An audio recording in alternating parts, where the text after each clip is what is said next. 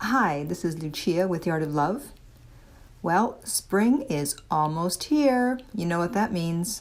Spring break, spring cleaning, and peak breakup season. Yes, you may recall in December, I talked about breakup season then in my video, "'Tis the Season to be Jilted." Well, unfortunately, there's also a second breakup season, according to Facebook status stats. So why am I telling you this?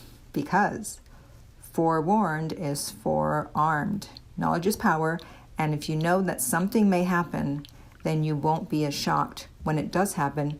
You'll be prepared rather than being blindsided and reacting. This way you'll be prepared and you'll have a plan. So what are the steps to take if someone does break up with you during peak breakup season? If you've been listening to me for a while, you know, first of all, don't freak out. Stay calm and just say, okay, no problem. Don't beg, don't plead, leave them alone, let them go.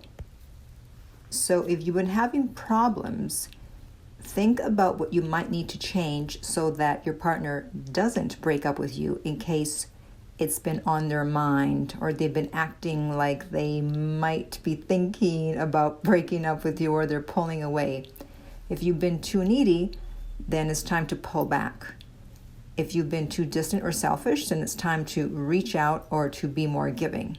So just think about what things your partner has complained about in the past that you weren't doing or that you were doing or that you weren't saying or that you were saying, and do the opposite. And please don't make the mistake of thinking, oh, my partner's not breaking up with me. They're too into me to break up with me. Yeah. Well, everyone has a breaking point, and most people are very surprised when their partner breaks up with them. And then they get the breakup text or the breakup call and they go into a panic. I mean, think about the times that someone has broken up with you. Were you expecting it? Usually not. Usually it's a big surprise. And so that's why you want to be prepared now that breakup season is coming up.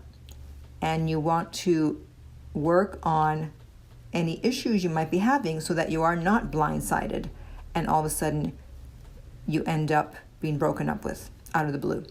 Because it's a lot easier to fix a relationship while you're in it rather than trying to get someone back.